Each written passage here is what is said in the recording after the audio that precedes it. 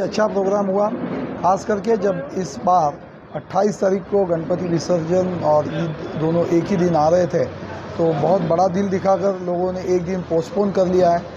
तो हमने भी जितने हमारे जैसे 10 के बाद 11वां दिन का गणपति होते हैं उनको भी सबको बोला है कि वो भी गणपति 10वें दिन ही जाएंगे। तो ये दोनों हिंदू मुस्लिम भाइयों ने मिला के बहुत अच्छा प्रोग्राम यहाँ पे डिसाइड किया है और सद्भावना दोनों में बनी रहे, इसके लिए ये जो प्रोग्राम यहाँ पर कौसा मुमरा और डायघर के सब मौलाना और जितने भी पदाधिकारी उन्होंने आयोजन, मैं सबको इसके लिए मुबारकबाद देता हूँ और बहुत अच्छा प्रोग्राम ये ऑर्गेनाइज किया। बहुत सर में इस वक्त थोड़ी कशीदगी है, बाज़ ऐसे वाक़यात पेश आ गए, कशीदगी है। उस कशीदगी से लोगों को निकालने के लिए, अमन व अमान को बरकरार रखने के लिए जमीयत उलमा महाराष्ट्र के सदर मौलाना नदीम सिद्दीकी साहब ने पूरे सूबे की तमाम ब्रांचों से अपील की है कि अपने यहाँ प्यार मोहब्बत के सद्भावना के प्रोग्राम किए जाएं।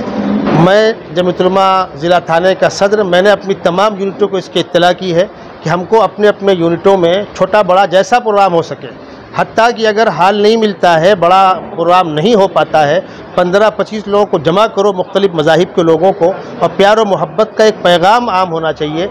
इसलिए कि शहरों के अंदर बहुत बड़ा प्रॉब्लम नहीं होता, प्रॉब्लम देहातों में होता है। जब नफ़रतें बढ़ेंगी, नुकसान होगा, सबका नुकसान होगा।